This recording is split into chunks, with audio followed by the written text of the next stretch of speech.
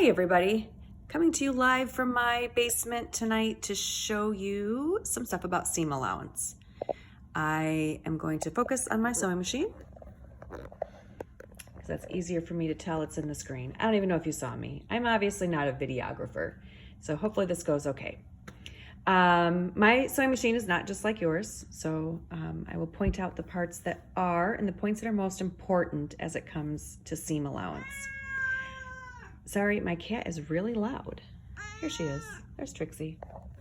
Anyway, on the board, I left you a bunch of notes and some drawings that have to do with seam allowance. So I defined seam allowance for you, and the definition of seam allowance is the distance from your seam to that edge of the fabric. I'll rotate that around a little bit. So that distance should be the same on your whole project. So as we're talking about our pillows coming up, that distance from the edge of the fabric to your seam needs to be the same all the way around.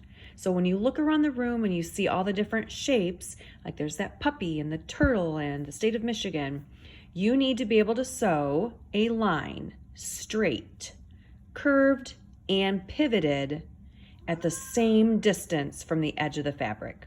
That may seem a little bit daunting, but there are parts of your machine that help to make this easier. So when you look on the board, I have drawn two hearts in the middle.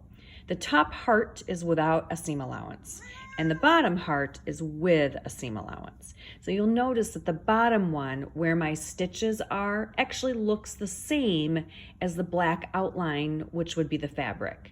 So your stitches need to be the same shape as whatever your project is, whether it's a pillow or the pajama pants we do or something else that you sew. So seam allowance is what makes that happen. And my cat keeps jumping on my lap as I'm trying to work. Very distracting. Anyway, so how do we do this? We're gonna go here to the machine.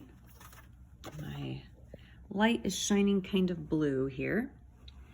But on your machine, you will notice here next to where your presser foot is and the needle, that there are a lot of marks on the machine. There are a lot of lines, and all of those lines should have markings that say an 8. Like right in front of my finger, there's a 7/8. Here's a 5/8. All the way over here is a 3/8. You should be able to find something very similar on your machine. In front of those lines, you have the bobbin plate cover. My bobbin is in a different spot on my machine at home, but you also have markings right there on your bobbin plate cover. So it is those markings that help us sew our seam allowance and keep it even and straight all the way around. Drop my fabric here. All right, so what we need to do is identify the line that we're going to use. So for our pajama pants, we are going to use 5/8. 5/8 is pretty standard for clothing. For our pillow, we are going to use the 3/8. So I'm going to ask you to practice both of those. So I cut a piece of fabric, and on the side, I kind of made it so that there's some curves. So I have an outward curve, an inward curve. Down at the bottom, there's a nice pivot. Oops, sorry, I'm trying to do this with one hand. And then it goes straight across the bottom, and then another pivot, and then it's squared off from there. So that's something I think you should do. So that way you can practice your seam allowance on curves and pivots and straight edges. I'm gonna start on a straight edge. And I am going to line my fabric up. Sorry, it's hard to do this and hold my phone. Going to line my fabric up with that 5/8 and then put my presser foot down. So again, right here is that 5/8 mark. My fabric edge is right at that mark.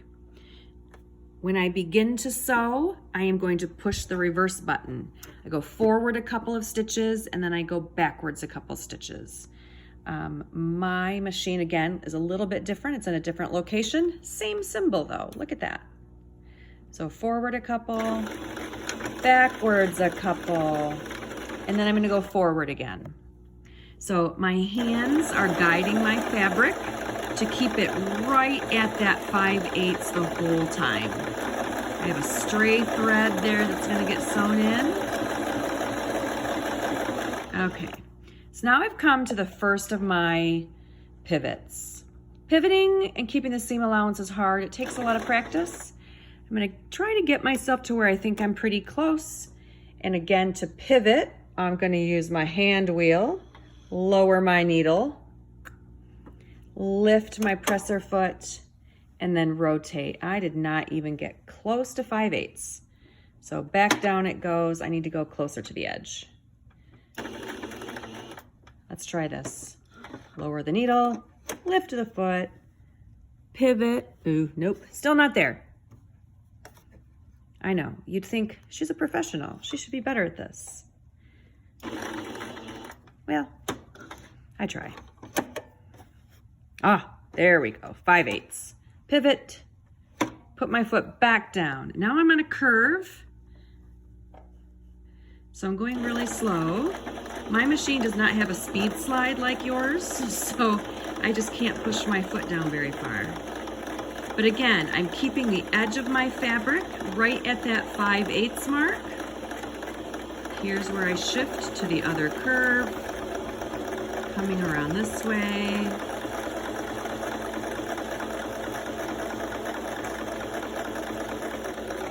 And I'm gonna stop. When I get to the end of my seam, I'm gonna push my reverse button again, go backwards just a couple stitches, and I'm gonna call that good for now.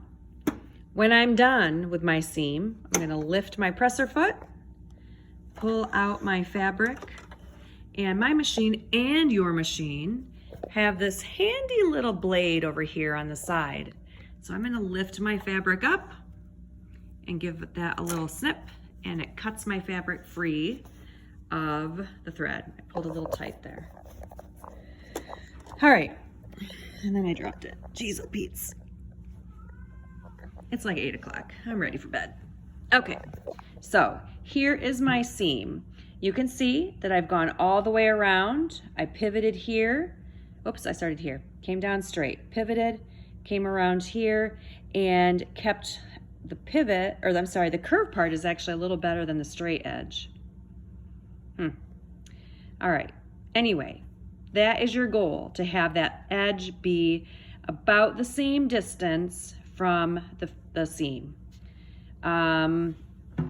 In that scrap bin, there are a bunch of scraps. Hopefully there's still some left.